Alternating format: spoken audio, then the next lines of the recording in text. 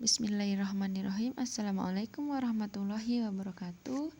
Apa kabar anak-anakku? Semoga selalu sehat dimanapun berada. Kita bertemu lagi dalam materi sosiologi kelas 10. Baiklah, sebelum kita mulai materi, sebaiknya kita membaca basmalah dulu agar supaya kita diberi kemudahan dan keberkahan dalam pembelajaran kali ini. Bismillahirrahmanirrahim. Kita buka materi kita pada pertemuan kali ini ya. Materi kali ini kita akan membahas tentang menyusun rancangan penelitian sosial.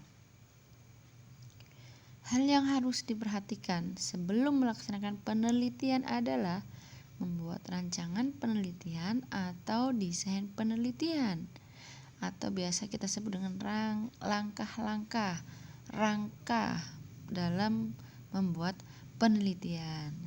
Sedangkan rancangan penelitian itu sendiri adalah suatu rencana tentang cara mengumpulkan, mengolah, dan menganalisis data secara sistematis dan terarah agar penelitian dapat dilaksanakan secara efisien dan efektif sesuai dengan tujuannya. Itu yang dimaksud dengan rancangan penelitian.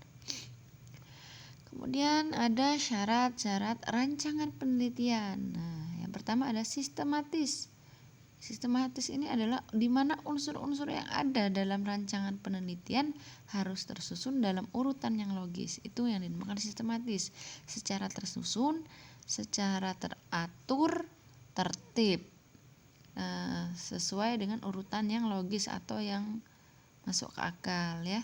Kemudian yang kedua, syarat yang kedua adalah konsisten. Ini bisa disebut dengan terdapat kesesuaian di antara unsur-unsur dalam rancangan penelitian.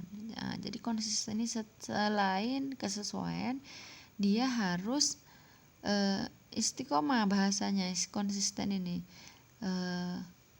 kalau A sudah begitu ya sampai Z seperti itu, tidak bisa dirubah-rubah lagi ya. Kemudian yang ketiga adalah operasional. Ini dapat menjelaskan bagaimana penelitian itu dilakukan. Jadi penjabarannya ya. Oke, setelah ada syarat-syarat, langsung kita bahas tentang cakupan rancangan penelitian. Nih, beberapa cakupan atau komposisi dari rancangan penelitian ya. Di antaranya ada 9 ya. Kita sebutkan satu persatu. Yang pertama, penentuan judul penelitian. Nih judul penelitian dulu ya. Penentuan judul penelitian sangat penting karena dalam judul tergambarkan objek dan subjek, apa yang ingin diteliti, di mana lokasinya, tujuan dan sasaran apa yang ingin dicapai. Itu adalah judul penelitian. Jadi sebelum kita meneliti atau kita mengobservasi, alangkah baiknya kita tentukan dulu judul apa yang akan kita pakai itu, agar kita tahu tujuan dan sasarannya seperti apa. Kemudian yang kedua adalah penentuan masalah penelitian.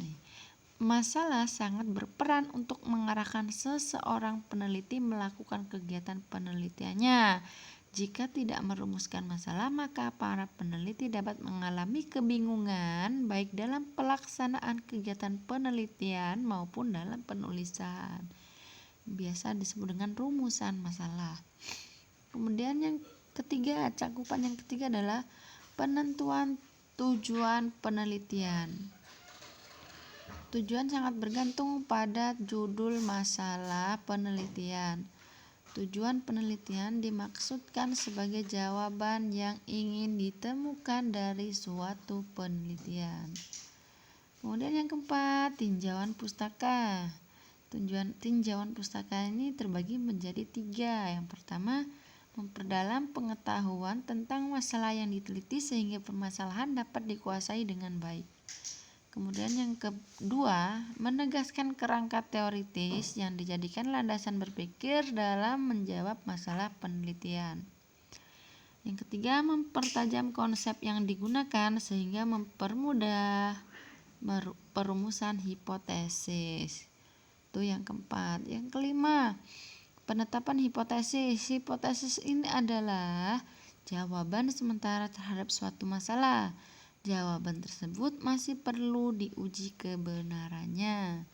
Kemudian yang keenam, penentuan populasi dan sampel penelitian.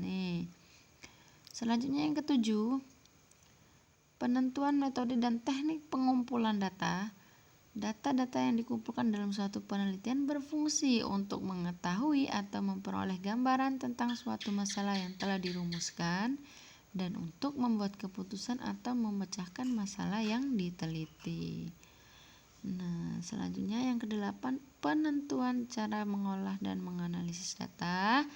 Yang terakhir, daftar pustaka atau bagian yang berisi tentang semua bacaan seperti buku, majalah, surat kabar, dan lain sebagainya. Materi kita cukup sampai di sini. Ini ada tugas di rumah. Kalian buka di LKS kalian halaman 52, bagian aktivitas siswa ya. Yang bagian aktivitas siswa di mana di situ ada perintahnya. Itu adalah susunlah sebuah rancangan penelitian untuk mengamati perilaku menyimpang yang ada di sekolah atau masalah sosial di lingkungan sekitar Anda dan cara menanggulanginya. Susunlah rancangan penelitian Anda sesuai materi yang telah dipelajari. Konsultasikan kepada guru Anda untuk mendapat pengarahan. Jadi kalian menyusun sebuah rancangan penelitian untuk mengamati perilaku menyimpang yang ada di sekolah. Perilaku menyimpang apa yang ada di sekolah yang kalian sering lihat? Silakan kalian rancang, kalian buat seolah-olah menjadi penelitian kalian.